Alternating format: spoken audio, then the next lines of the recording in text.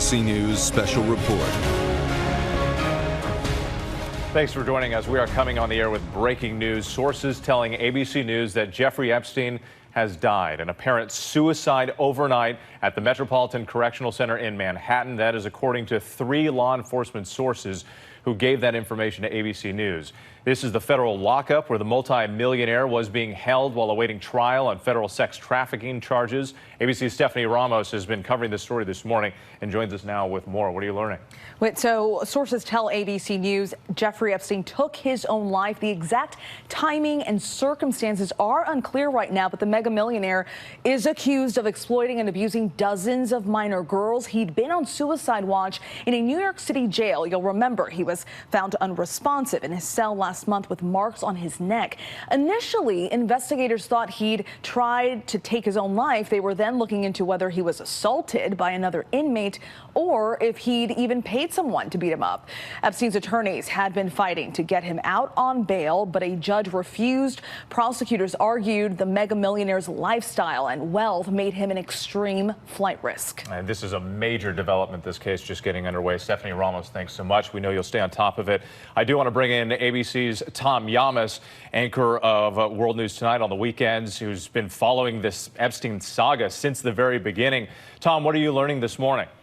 Well, this is just a stunning turn of events. As Stephanie had reported, there was thoughts that he had tried to commit suicide earlier and some proof of that, but just really a surprise shock to many of the victims who have been hoping that they would see justice. Jeffrey Epstein was accused of sex trafficking girls underage, and he was set to go to trial later this year. He had, quote unquote, beat this case more than 10 years ago in Florida, but the U.S. attorney in the Southern District of New York building a new case against Jeffrey Epstein, arresting him and raiding his Manhattan mansion. Inside, they found even more evidence of pictures of underage girls.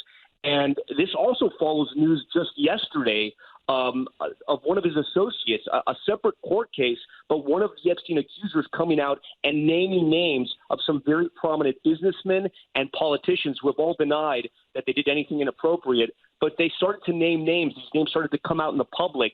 And one of the associates, it was thought of that some of these Epstein associates were going to be brought in and possibly charged criminally. So the case was only getting bigger. So many young girls allegedly abused by Jeffrey Epstein thought they finally were going to see justice. They thought they were going to see him rot in a jail cell. It's unclear at this point what they're thinking today, if this indeed is justice. But Jeffrey Epstein, the monster that they painted, is no more. Yeah, a stunning turn of developments here, Tom, and it raises a lot of questions about where the cases go from here, as you pointed out, because you mentioned all these other people who are named in these new unsealed documents. Epstein now dying of an apparent suicide. What could this mean for prosecutors as they try to put this all together now?